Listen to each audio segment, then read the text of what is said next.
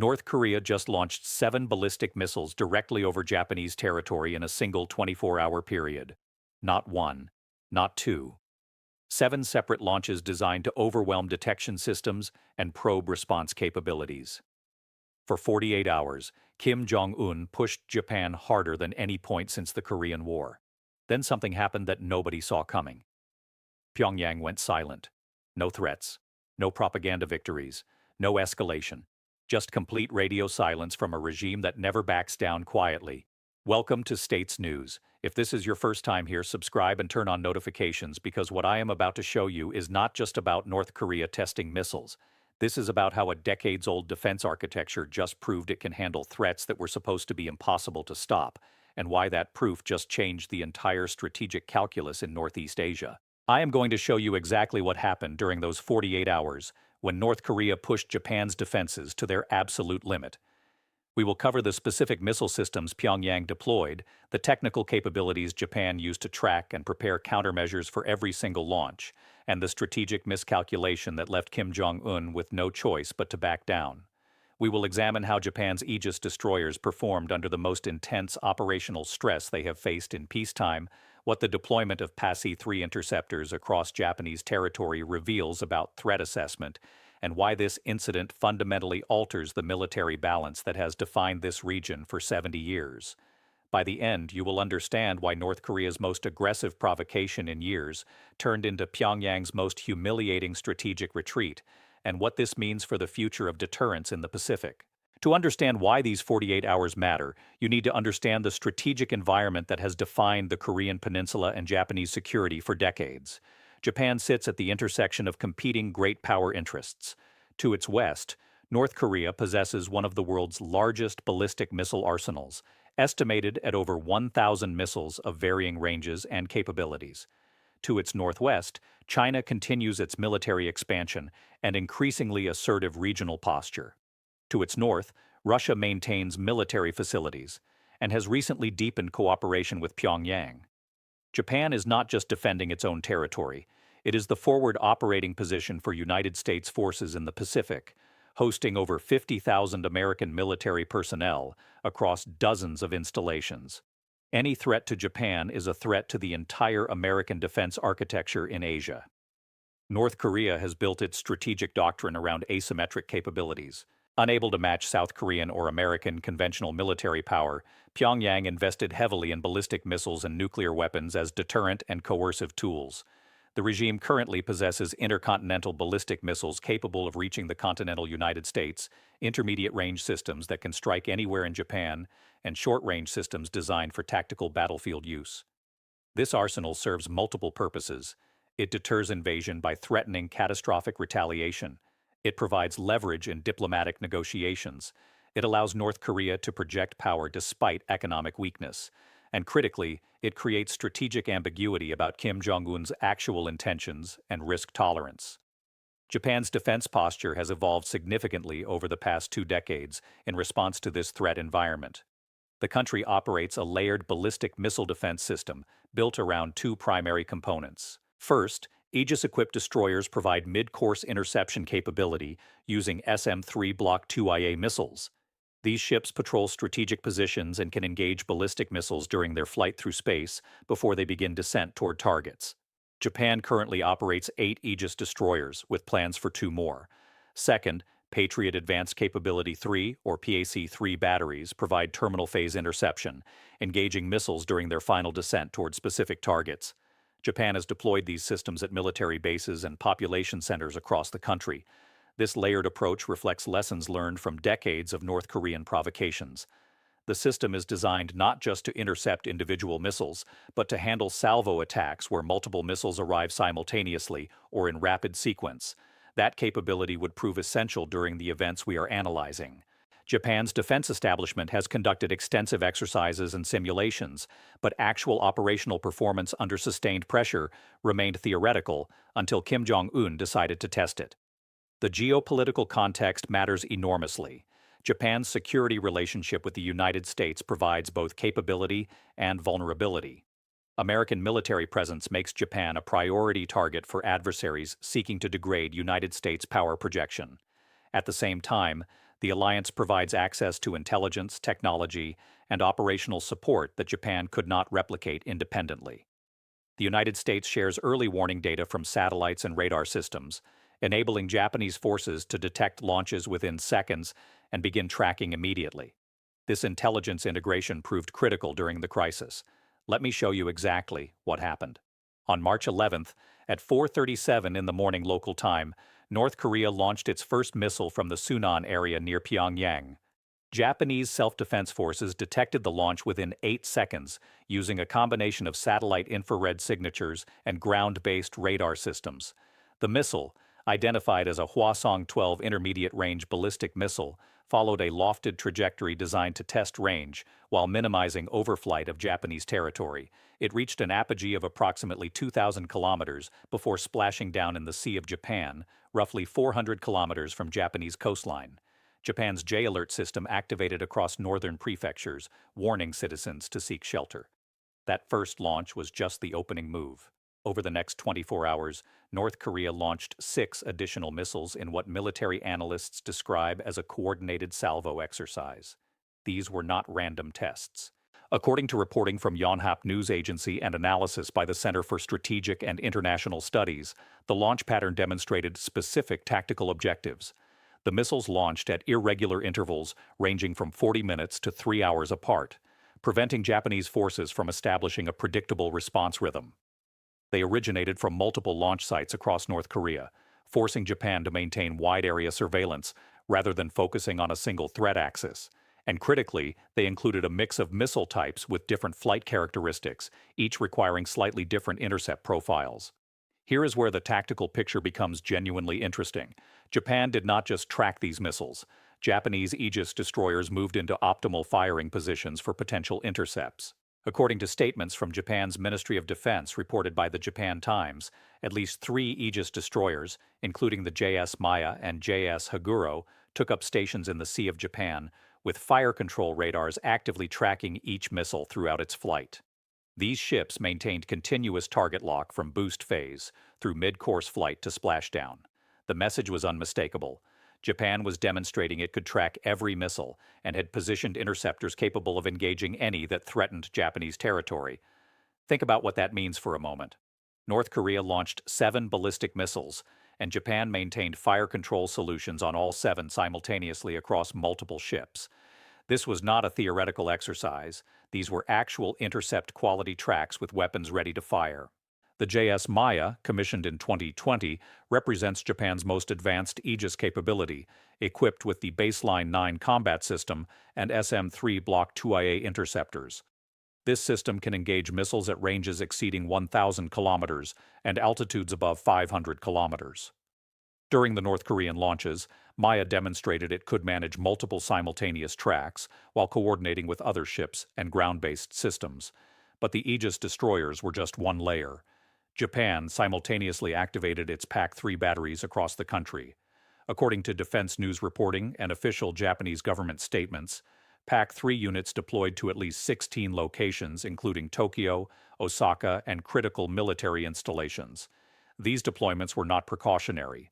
They represented actual combat readiness with missiles uploaded and radar systems in active search mode. The PAC-3 MSE, or Missile Segment Enhancement, which Japan has been acquiring since 2018, provides significantly improved range and maneuverability compared to earlier Patriot versions.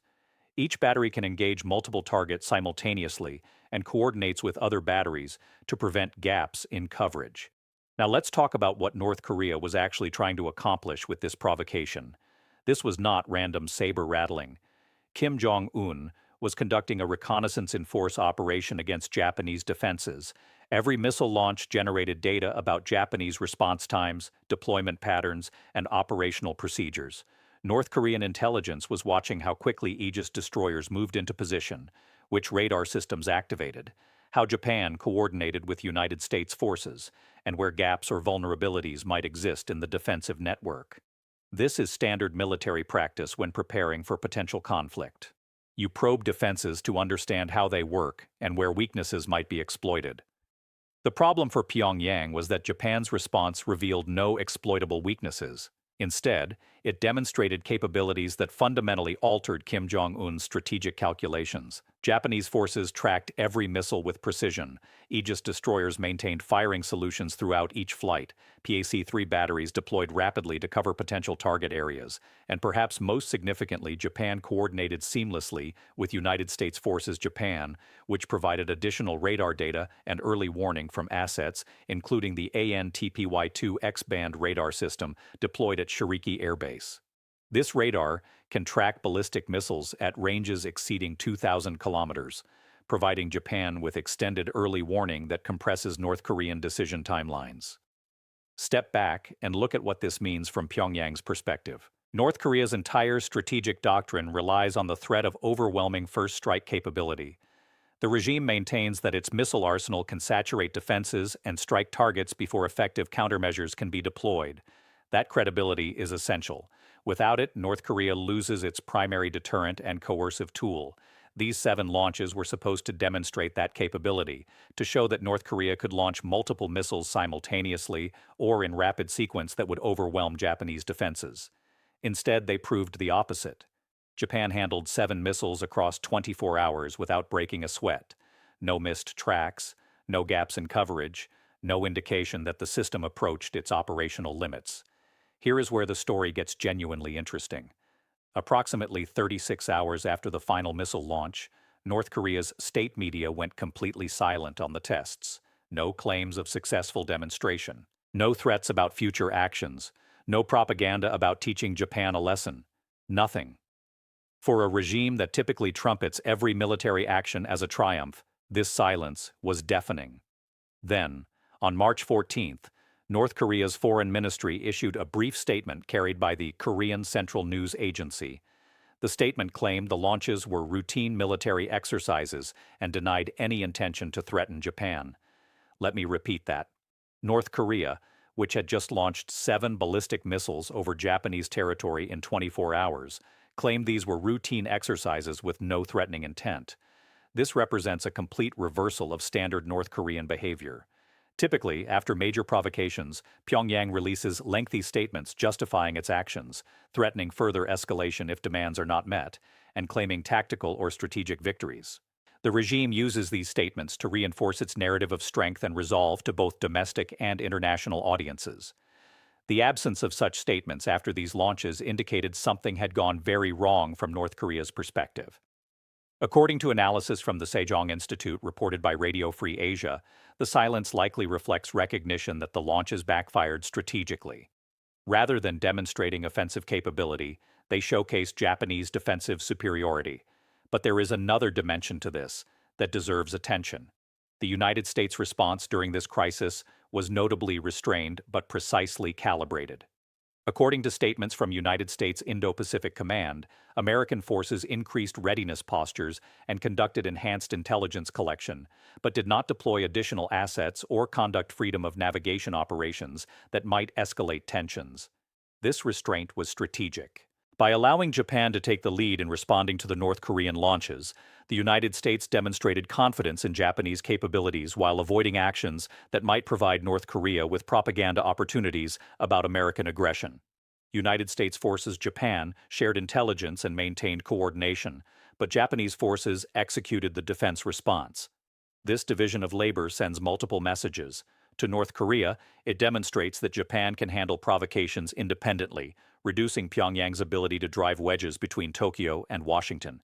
To regional actors including China and Russia, it shows maturation of Japanese defense capabilities and willingness to take primary responsibility for its own security. And to American domestic audiences and policymakers, it validates decades of investment in ally capabilities and interoperability. Japan is not just a host for American bases. It is a capable security partner that can execute complex defensive operations under pressure. Now let me show you the technical capabilities that made Japan's performance possible. The SM-3 Block YA missile represents the cutting edge of ballistic missile defense technology. This interceptor, developed jointly by the United States and Japan, can engage targets at altitudes exceeding 500 kilometers and ranges beyond 1,000 kilometers. It uses a kinetic warhead, meaning it destroys targets through direct collision rather than explosive fragmentation. The closure speed during intercept exceeds 20,000 miles per hour, At those velocities, even a small targeting error means a miss, which makes the precision of Japanese fire control systems all the more impressive. Japan has procured over 100 SM-3 Block 2IA missiles, with production continuing. The PAC-3 MSE provides the terminal layer of defense. This missile features a larger rocket motor than previous Patriot versions, extending range from 20 kilometers to 35 kilometers and maximum altitude from 15 kilometers to over 20 kilometers. The MSE also incorporates improved maneuverability through aerodynamic control surfaces, allowing it to engage maneuvering re-entry vehicles that might attempt to evade interception. Japan currently deploys 32 PAC-3 firing units across the country, with plans to acquire additional MSE missiles. During the North Korean launches, these systems demonstrated their ability to deploy rapidly and maintain readiness for extended periods. The integration architecture deserves emphasis because it represents Japan's most significant technical achievement. The Aegis destroyers, PAC-3 batteries, early warning radars, and command centers all operate within a networked system called the Japan Aerospace Defense Ground Environment, or JADG. This system fuses data from multiple sensors, calculates optimal intercept solutions, and distributes fire control data to weapons platforms in real time. During the North Korean launches, JADG processed tracking data from ship-based SPY-1 radars, ground-based FPS-5 and FPS-7 radars, United States AN/TPY-2 radars, and satellite-based infrared sensors. It maintained track continuity across handoffs between different sensor types and provided commanders with comprehensive situational awareness. Think about the computational complexity involved. 7 missiles with different trajectories and flight characteristics, multiple radar systems each providing slightly different position data, ships and batteries moving into firing positions, coordination with United States forces, all while maintaining readiness to execute intercepts within seconds if any missile threatened Japanese territory. The fact that this system worked seamlessly under real operational stress represents a validation of decades of development and integration work. Japanese engineers and military personnel have been refining this architecture through exercises and simulations for years. These launches provided the real-world test that proved the concept. Let's examine North Korea's strategic miscalculation more carefully. Kim Jong-un appears to have believed that quantity and timing could overcome Japanese defenses. Launch enough missiles quickly enough, and some would get through or at minimum, force Japan to expend expensive interceptors that would degrade readiness for future crises. This calculation failed on multiple levels. First, Japan did not expend any interceptors because none of the North Korean missiles threatened Japanese territory. The launches followed trajectories that kept them over water, likely because North Korea wanted to probe defenses without triggering actual combat. Second, even if Japan had fired interceptors, the demonstrated tracking capability suggests high probability of successful intercepts. And third, by revealing the system's performance, North Korea actually strengthened Japanese deterrence rather than weakening it. This miscalculation reflects a broader problem in North Korean strategic thinking. The regime operates with limited understanding of modern integrated air defense systems. North Korean military doctrine developed during a period when ballistic missiles were essentially unstoppable once launched. That reality no longer applies, but Pyongyang's strategic planning appears not to have fully absorbed this change. According to analysis by the International Institute for Strategic Studies, North Korean planning documents captured or defected from the North suggest continued belief in missile saturation tactics, despite advances in defensive technology. These launches expose that belief as outdated. Consider also the economic dimension. North Korea's missile program consumes enormous resources in an economy that can barely feed its population. Each Hwasong-12 missile costs an estimated $10 to $15 million to produce and launch, representing a massive investment for a country with a GDP estimated at just $30 billion. The 7 launches in 24 hours represented over $70 million in direct costs, not counting the infrastructure and personnel required to execute such operations. That expenditure produced no strategic gain and actually weakened North Korea's position by demonstrating defensive capabilities that undermine the credibility of future threats. The geopolitical consequences extend well beyond the immediate crisis. Japan's demonstrated defensive capability affects calculations in Beijing and Moscow as much as Pyongyang. China has invested heavily in ballistic and cruise missile forces designed to hold United States bases in Japan at risk during potential Taiwan scenarios. If Japanese defenses can handle North Korean missiles effectively, that capability translates directly to improved survivability against Chinese systems, many of which use similar technologies and flight profiles. This does not mean Japanese defenses could stop a full-scale Chinese attack, but it does mean that attack would be more costly and less certain than Chinese planners might prefer. Russia faces similar implications. Recent Russian cooperation with North Korea on missile technology creates an intelligence windfall for Japan and the United States. Every North Korean launch provides data about missile performance that likely incorporates Russian technical assistance. Japanese and American sensors collected extensive telemetry and tracking data during these launches. That data informs understanding of missile capabilities and enables refinement of defensive systems. In essence, North Korea's tests helped improve the very defenses designed to counter them. For South Korea, Japan's performance during this crisis provides both reassurance and complexity. South Korea operates its own layered missile defense system, including Patriot batteries, and plans to acquire additional capabilities. Effective Japanese defenses reduce the risk that North Korean missiles transiting toward Japan might pose threats to South Korean airspace. However, the demonstrated superiority of Japan's integrated system also highlights gaps in South Korean capabilities and may influence future acquisition decisions. According to reporting from South Korean defense publication Defense Times, military planners in Seoul are reviewing the crisis to identify lessons applicable to South Korean defenses. Let me address something important about the limitations and uncertainties that remain. While Japan's performance during this crisis was impressive, it does not mean the country can defend against all possible attacks. North Korea's missiles followed relatively predictable trajectories over water. A surprise attack with minimal warning time, or missiles following depressed trajectories designed to reduce radar detection range, would present different challenges. Japan's defenses are optimized against ballistic missiles, but have more limited capability against cruise missiles, which fly at lower altitudes and can use terrain masking. North Korea is developing cruise missile capabilities, though these remain less mature than ballistic systems. Additionally, the number of interceptors available limits how many simultaneous attacks Japan can defend against. While exact numbers are classified, open-source estimates suggest Japan possesses enough SM-3 and PASI-3 missiles to handle several dozen simultaneous targets. In a large-scale conflict involving hundreds of missiles, interceptor inventory could become a limiting factor. Japan is expanding procurement, but missile defense interceptors are expensive and production capacity is constrained. A determined adversary might calculate that saturation attacks could eventually overwhelm defenses through sheer numbers.